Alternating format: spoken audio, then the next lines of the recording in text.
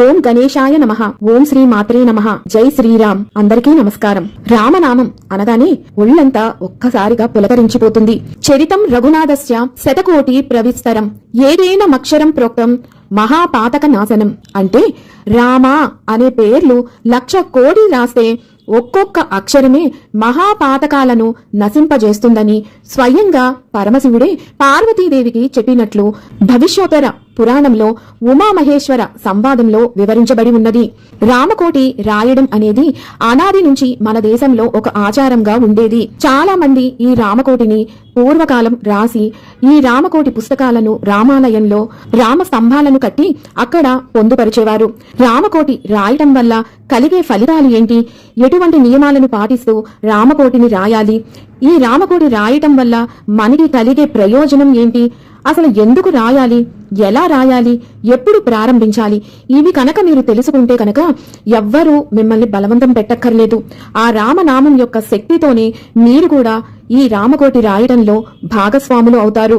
మొదటిసారి ఛానల్ ని చూసేవాళ్ళు మా ఛానల్ ని సబ్స్క్రైబ్ చేసి పక్కనే ఉన్న బెల్ ఐకాన్ ని ప్రెస్ చేయండి. దీనివల్ల మీకు రానున్న ఆధ్యాత్మిక వీడియోస్ అన్ని కూడా నోటిఫికేషన్ ద్వారా మీకు అందుతాయి. అలాగే మీరు ఎటువంటి వీడియోని మిస్ కాకుండా చూడగలరు. మా వీడియోస్ మీకు నచ్చినట్లయితే లైక్ చేయండి, షేర్ చేయండి. ముఖ్యంగా ఎవరైతే రామకోటి రాయాలి అనుకుంటున్నారో వారు రామకోటి రాయడానికి సంబంధించినటువంటి పుస్తకాన్ని తెచ్చుకోవాలి. ఈ రామకోటి పుస్తకాలు పూజా స్టోర్స్ లో గాని, స్టేషనరీ షాపుల్లో గాని, ఆన్లైన్ లో గాని లభ్యమవుతాయి. ముందుగా ఈ పుస్తకాన్ని ఒకటి తెచ్చుకోండి. మీరు రామనామం రాసేటటువంటి కలము అంటే పెన్ను కూడా ఈ రామకోటి రచనకు వేరుగా పెట్టుకోవాలి. ఈ రామనామం పుస్తకం అలాగే పెన్ను ఏదైతే తెచ్చుకున్నారో ఆ రెండిటిని కేవలం రామకోటి రాయటానికి మాత్రమే ఉపయోగించాలి. ఇతర పనులకు పద్దులు రాయటానికి, వేరే ఏమైనా ఫోన్ నెంబర్లు రాసుకోవటానికి ఈ పెన్ను గాని పుస్తకం గాని ఎట్టి పరిస్థితుల్లో ఉపయోగించుకోకూడదు. ఈ రెండు అతి ముఖ్యమైనటువంటి వస్తువులు కావాలి. మీరు ఈ రామనామాన్ని ఎప్పుడు రాయడం ప్రారంభించాలి అంటే, ఒకటి శ్రీరామ నవమి రోజున మీరు ఈ రామకోటిని రాయడం ప్రారంభించవచ్చు. శ్రీరామ నవమి రోజున కుదరని వాళ్ళు పునర్వసు నక్షత్రం ఏ రోజైతే ఉంటుందో ఆ రోజున కూడా మీరు ఈ రామకోటిని రాయటానికి ప్రారంభించుకోవచ్చు. లేదు అంటే ఏదైనా శుభదినం రోజున మీరు ఈ రామకోటిని ప్రారంభించవచ్చు. మీ మనసులో రామకోటి రాయాలి అన్న సంకల్పమే మీకు మంచి ముహూర్త సమయం అవుతుంది. కాబట్టి ఇలా ఇందాక చెప్పిన విధానాల్లో ఏదైనా మీరు పాటించవచ్చు. ఒకవేళ మీకు రామకోటి పుస్తకం లభ్యం కాకపోతే తెల్ల కాగితాల పుస్తకం తెచ్చుకొని గళ్ళు కొట్టుకొని దాంట్లో కూడా రామనామాన్ని రాసుకోవచ్చు. ఎవరైతే కొత్తగా ఈ రామకోటి ప్రారంభించాలి అనుకుంటున్నారో శ్రీరామ నవమి పూజలో మీరు రాముల వారి పూజతో పాటుగా ఈ తెచ్చుకున్నటువంటి రామకోటి పుస్తకాన్ని పూజలో పెట్టుకోండి. ఆ పుస్తకానికి కొంచెం పసుపు, కుంకుమ 4 వైపులా రాసి పుస్తకం పైన శ్రీ అనే అక్షరాన్ని పసుపుతో రాసి దానిపైన కొంచెం కుంకుమ బొట్టు పెట్టండి. శ్రీరామ పాదాల దగ్గర ఈ పుస్తకాన్ని పూజంతా అయ్యేంత వరకు ఉంచండి. ఈ పుస్తకంతో పాటు రామకోటి రాయటానికి తెచ్చుకున్నటువంటి పెన్నును కూడా రామపాదాల దగ్గర ఉంచండి. ఇది కేవలం పుస్తకం మాత్రమే కాదు, సాక్షాత్తు ఆ శ్రీరామచంద్రమూర్తి యొక్క రూపమే ఈ రామకోటి పుస్తకం. కాబట్టి శ్రీరాముల వారికి చేసేటటువంటి షోడశోపచార పూజను ఈ పుస్తకానికి కూడా నిర్వహించుకోండి. ఆ శ్రీరామచంద్రమూర్తితో పాటు ఈ పుస్తకానికి కూడా ధూప దీప నైవేద్యాలను సమర్పించిన తరువాత ఆ పుస్తకాన్ని రామపాదాల దగ్గర నుంచి తీసుకొని కళ్ళకద్దుకొని శ్రీరామనామం రాయడం ప్రారంభించండి. ఇప్పుడు చెప్పినది మొదటి పద్ధతి. ఇక రెండవ పద్ధతి ఏంటి అంటే, తెచ్చుకున్నటువంటి రామనామ పుస్తకాన్ని పెన్నుని రెండూ కూడా గుడికి తీసుకువెళ్ళండి.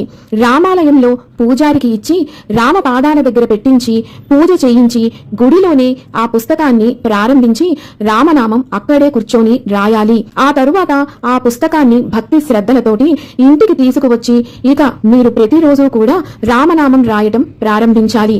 ఇది రెండవ పద్ధతి.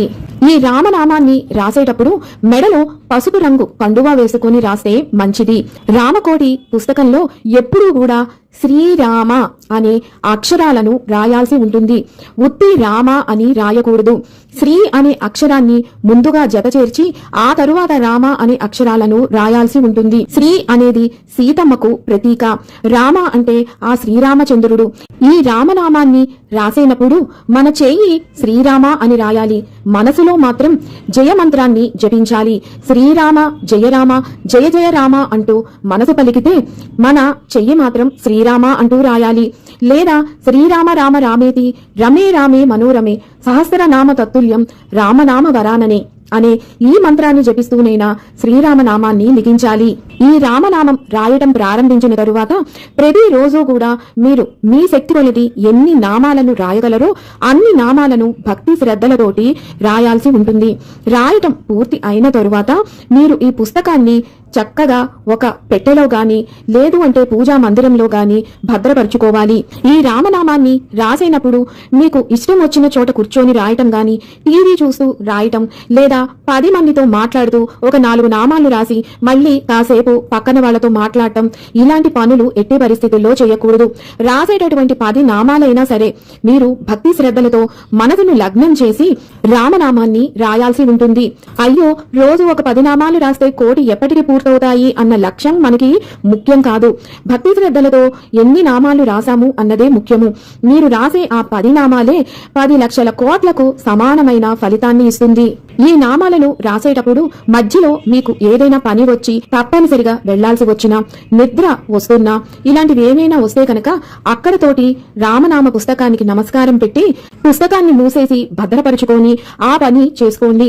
మీరు ఇలా ఎప్పుడైనా రాసేటప్పుడు మధ్యలో ఆపాల్సి వచ్చినప్పుడు రామనామం ఈవెన్ నంబర్ అంటే 6 నామాల దగ్గర 8 నామాలు 10 నామాలు ఇలా సంఖ్యలో వచ్చాక ఆపి అక్కడతోటి పుస్తకానికి నమస్కరించుకొని వెళితే మంచిది.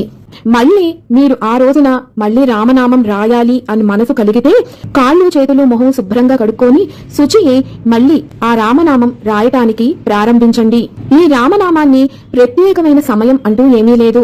మీ మనసు లగ్నమయ్యి మీరు ఉదయం రాయవచ్చు, మధ్యాహ్నం రాయవచ్చు, సాయంత్రమైనా రాయవచ్చు. ఎప్పుడు మీరు మనసును లగ్నం చేసి రాయగలరో ఆ సమయాన మీరు ఈ రామనామాన్ని లిఖించవచ్చు. ముఖ్యమైన విషయం ఏమిటంటే భోజనం చెయ్యటానికి ముందు రాస్తే ఎక్కువ ఫలితం ఉంటుంది. శ్రీరామనామం రాసేటప్పుడు సంఖ్య కోసం గబగబా రాయకూడదు, మౌనంగా రాయాలి. ఏదో కాలక్షేపానికి రాయకూడదు. శ్రీరామ అనే అక్షరాలు స్పష్టంగా రాయాలి. గజిబిజిగా గందరగోళంగా అక్షరాలు తెలియకుండా ఉండేటట్టు రాయకూడదు. చాలా మంది కోటి నామాలు రాయడం చాలా కష్టం అనుకుంటారు. కోటి నామాలు రాయాల్సిన అవసరం లేదు. మీరు ఎన్ని నామాలు రాయాలి అనుకుంటున్నారో అన్ని నామాలను మాత్రమే మీరు భక్తి శ్రద్ధలతో రాయండి. మీరు 1,00,000 నామాలను రాయడం పూర్తి అయితే ఆ పుస్తకాన్ని స్వామివారి ముందు పెట్టి రాముల వారికి పూజ చేసి ప్రసాదాన్ని నివేదించి ఆ తరువాత ఆ ప్రసాదాన్ని 10 మందికి పంచిపెట్టండి. ఇంట్లో చుట్టుపక్కల వారికైనా పంచిపెట్టవచ్చు, లేదా గుడికి వెళ్లి అక్కడైనా 10 మందికి ఆ ప్రసాదాన్ని పంచిపెట్టవచ్చు. ఆ రోజున గోమాతకు గ్రాసాన్ని పెట్టవచ్చు. పశుపక్షాదులకు ఆహార నిమిత్తం ఏదైనా ఇవ్వవచ్చు. పేదవారికి అన్నదానం చేయవచ్చు. వారికి కావాల్సిన వస్తు సామాగ్రిని సమకూర్చవచ్చు. ఇలాంటి పుణ్య కార్యక్రమాలను చేసుకుంటే ఆ రామనామాన్ని ఎన్నిసార్లైతే మీరు లిఖించారో అంత ఫలితము కూడా పూర్తిగా మనకి అందుతుంది.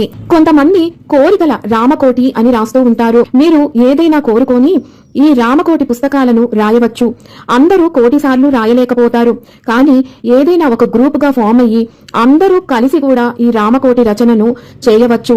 ఇది కూడా రామకోటితో సమానమే. మీరు ఎన్ని నామాలనైతే రాయాలి అని సంకల్పించుకున్నారో అన్ని నామాలు పూర్తి అయిన తరువాత, లేదా కోటి నామాలు రాయడం పూర్తి అయిన తరువాత, లేదా ప్రతి 1,00,000 నామాలు పూర్తి అయిన తరువాత మీరు ఆ పుస్తకాలను తీసుకువెళ్లి భద్రాచల క్షేత్రంలో రాముల వారి ఆలయంలో ఇవ్వవచ్చు. లేదు గుంటూరులో ఉండేటటువంటి రామనామ క్షేత్రంలో గాని, ఒంటిమిట్టలో గాని, లేదు అంటే తిరుపతిలో ఉండేటటువంటి రామాలయంలో గాని మీరు ఈ పుస్తకాలను అందజేయవచ్చు.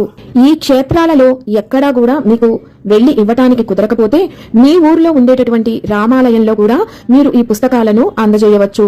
కోటి నామాలు అయిన తరువాత మీరు ఒకేసారి ఈ పుస్తకాలు అన్నిటినీ కూడా ఒక పసుపు గుడ్డలో పెట్టుకొని వాటికి పూజ చేసి తల మీద పెట్టుకొని ఈ క్షేత్రానికి వెళ్లి అక్కడ రాముల వారి పాదాల చెంత పెట్టించి పూజ చేయించి వారికి అప్పగించవచ్చు. లేదు అంటే ప్రతి 1,00,000 నామాలు అయిన తర్వాతైనా ఆ పుస్తకాన్ని మీరు తీసుకువెళ్లి అక్కడ ఇవ్వవచ్చు. చాలా మటుకు క్షేత్రాలలో ఈ రాసినటువంటి పుస్తకాలను రామస్తంభంలో పెట్టి వారు ప్రతి నిత్యము కూడా రాముల వారి పూజతో పాటు ఈ రామస్తంభాలకు కూడా పూజను నిర్వహిస్తారు. ఆ రామస్తంభాలకు ప్రదక్షిణలు కూడా నిర్వహిస్తారు. ఇక ఆ రామ పుస్తకాలను చాలా క్షేత్రాలలో ప్రతి సంవత్సరము కూడా తీసుకువెళ్లి నదీ జలాలలో నిమజ్జనం చేస్తారు. ఇదే విధంగా మీరు కూడా ఒకవేళ ఏ క్షేత్రంలోనూ ఏ రామాలయంలోనూ ఇవ్వటం కుదరకపోతే ఆ పక్షంలో మాత్రమే ఈ పుస్తకాలను పసుపు గుడ్డలో చుట్టి మీరు కూడా ఈ పుస్తకాలను నదీ జలాలలో నిమజ్జనం చేయవచ్చు. గంగా, గోదావరి, నర్మదా, కావేరి ఇలాంటి పవిత్ర నదీ జలాలలో మీరు ఈ పుస్తకాలను నిమజ్జనం చేయవచ్చు. ఈ రామకోటి ఎన్ని సంవత్సరాల లోపు మనం పూర్తి చెయ్యాలి అంటే పద్ధతి ప్రకారం 14 సంవత్సరాల పాటు శ్రీరాముల వారు వనవాసం చేశారు కాబట్టి 14 సంవత్సరాల లోపు ఈ రామకోటిని పూర్తి చేయగలిగితే మంచిది. కానీ ప్రస్తుత కాలంలో ఇలాంటి నియమాలను మనం పాటించలేము. కాబట్టి మీరు ఎంత సమయానికి పూర్తి చేయగలిగితే అంత సమయము తీసుకొని పూర్తి చెయ్యండి. ఈ రామకోడి రాసైనప్పుడు ఎటువంటి ఆహారాన్ని స్వీకరించాలి? మాంసాహారం తినవచ్చునా అంటే సాత్విక ఆహారం స్వీకరించి రామకోటి రాసే మంచిది. ఒకవేళ మీరు మాంసాహారులైతే కనుక మీరు యథావిధిగా మీరు మీ ఆహారాన్ని స్వీకరించండి. కానీ మనస్ఫూర్తిగా మనసు పెట్టి రామనామాన్ని రాయండి. రామకోటి రాసైనప్పుడు బ్రహ్మచర్యం తప్పనిసరిగా పాటించాలా అంటే అటువంటి అవసరం ఏమీ లేదు. మీ దినచర్యలో భాగంగా మీరు మీ సాంసారిక జీవితాన్ని కొనసాగిస్తూ కూడా మీరు ఈ రామకోటిని రాయవచ్చు. ఏడి సూతకంలో ఉన్నవారు రామకోటిని రాయవచ్చా అంటే మీరు ఇదివరకే కనుక రామకోటి రాయటం ప్రారంభించి ఉంటే కనుక దానిని కొనసాగించవచ్చు. కొత్తగా మాత్రం ప్రారంభించకండి. సూతకం అయిపోయిన తరువాతనే మీరు ఈ రామకోటి రాయటం ప్రారంభించండి. ఈ రామకోటిని ఎవరైనా రాయవచ్చా అంటే ఈ రామకోటిని ఎవరైనా రాయవచ్చండి. స్త్రీలు, పురుషులు, పిల్లలు, వృద్ధులు, అనారోగ్యంతో ఉన్నవాళ్లు ఎవరైనా సరే భక్తి శ్రద్ధలతో ఈ రామనామాన్ని రాయవచ్చు. ముఖ్యంగా పిల్లలు చిన్న వయసు నుంచి ఈ రామనామాన్ని రాయటం అలవాటుగా చేస్తే వారు ఉన్నత స్థితికి వస్తారు, విద్యలో రాణిస్తారు. ఇక ఆ పిల్లల యొక్క భవిష్యత్తు మనం చూసుకోకర్లా, స్వయంగా ఆ సీతారాములే వాళ్ళ భవిష్యత్తును తీర్చిదిద్దుతారు. రామకోటిని ఏ ఏ సందర్భాల్లో రాయకూడదు అంటే రామకోటిని అశౌచంలో ఉన్నవాళ్లు రాయకూడదు. అశౌచం అనేది 3 విధాలుగా ఉంటుంది. ఒకటి ప్రతి నెలలో స్త్రీలకు వచ్చేటటువంటి నెలసరి. ఇక రెండవది ఇంట్లో ఎవరైనా శిశువులు జన్మించినప్పుడు పురిడి మైలు. ఇక మూడవది ఇంట్లో ఎవరైనా కాలం చేసినప్పుడు అంటే మరణించినప్పుడు మైలు ఉంటుంది. ఈ 3 అశౌచ సమయాలలో ఈ రామకోటిని మనం రాయకూడదు. అలాగే బయటికి వెళ్లి వచ్చినప్పుడు, బజారులో పనులు చేసుకొని ఇంటికి వచ్చినప్పుడు కూడా రామకోటి రాయకూడదు. మీరు స్నానం చేసి శుచిగా శుభ్రమైన వస్త్రాలను ధరించిన తరువాతే రామకోటిని రాయాలి. రామకోటిని రాసేటప్పుడు శుభ్రమైన ప్రదేశంలో కూర్చొని తూర్పు దిక్కున చూస్తూ రాస్తే మంచిది. ఒకవేళ రామకోటి రాసేటప్పుడు మధ్యలో ప్రయాణం చేయాల్సి వస్తే రామనామాన్ని అక్కడితో ఆపేయాలా, లేదు అంటే ఆ పుస్తకం అక్కడికి తీసుకువెళ్లి రాయవచ్చా అంటే తప్పకుండా ఆ పుస్తకాన్ని కూడా మీతోటి తీసుకువెళ్లి ఆ ప్రదేశంలో కూడా ఈ రామనామాన్ని మీరు రాయటం కొనసాగించవచ్చు. కానీ పుస్తకాన్ని ఎక్కడ పడితే అక్కడ ఏ వస్తువులతో పడితే ఆ వస్తువులతో కలిపి మాత్రం తీసుకువెళ్లకండి. రామకోటి రాయాలి అని సంకల్పించుకున్నాము, మరి మధ్యలో ఏదో కారణం చేత అనారోగ్య పరిస్థితుల వల్ల, కాలం చేయడం వల్ల ఏదైనా పరిస్థితి కావచ్చు, ఇంకా కొనసాగించటం కుదరలేదు, అక్కడతో ఆపేయవచ్చా? మరి దీనికి ఏంటి పరిష్కారం అంటే మీరు ఎట్టి పరిస్థితుల్లో మధ్యలో రామకోటి రాయడం ఆపరాదు. ఏదైనా కష్టం వచ్చినా, అనారోగ్యం వచ్చినా మళ్ళీ మనల్ని కాపాడేది, ఆ కష్టం నుంచి గట్టెక్కించేది ఆ రామచంద్రమూర్తే. కాబట్టి ఎట్టి పరిస్థితుల్లో ఆపకుండా రామనామాన్ని రాసే ప్రయత్నం తప్పనిసరిగా కొనసాగించండి. ఒకవేళ అధమ స్థితిలో రాయటం ఎట్టి పరిస్థితుల్లో కుదరకపోతే మాత్రం ఎంత సంఖ్య వరకు మీరు రాశారో ఆ సంఖ్యతోటి అక్కడితో ఆపి శ్రీరామ రామ రామేతి రమే రామే మనోరమే సహస్రనామ తత్తుల్యం రామనామ వరానని అనే శ్లోకాన్ని ఒక్కసారి ఆ సంఖ్య తర్వాత రాసి ఆ తరువాత ఏకశ్లోక రామాయణాన్ని కూడా పఠించి ఆ రామనామాన్ని ముగించి ఆ తరువాత మీరు ఇంకా రామనామాలను ఎంత సంఖ్య అయితే రాయాల్సి ఉందో ఆ సంఖ్య జపాన్ని చెయ్యాల్సి ఉంటుంది. కాబట్టి రామనామం రాయడానికి బదులు రామనామ జపం చెయ్యాలి. ఈ రకంగా రామకోటిని పూర్తి చేయవచ్చు. గతంలో మా తాతగారు, మా నాన్నగారు లేదా పెద్దవాళ్ళు ఎవరైనా సరే రామనామాన్ని రాసి మధ్యలో వదిలేసి కాలం చేస్తే ఆ పుస్తకాలలో రామనామం రాయటం మేము కొనసాగించవచ్చా అంటే మీరు వాటిని కొనసాగించి రామనామాన్ని పూర్తి చేయవచ్చు.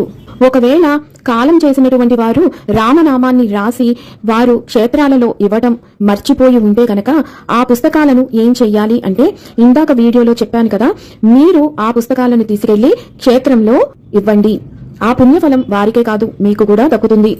విన్నారు కదా శ్రీరామ కోటి రాయటం ఎలాగూ, ఎప్పుడు ప్రారంభించాలి, నియమాలు ఏంటి, మీకు గల అన్ని ధర్మ సందేహాలకు సమాధానాలు మరొక వీడియోతో మళ్ళీ మిమ్మల్ని అందరినీ కలుసుకుంటాను. సెలవు మరి. సర్వం ఈశ్వరార్పణమస్తు. శ్రీరామ శరణం మమ.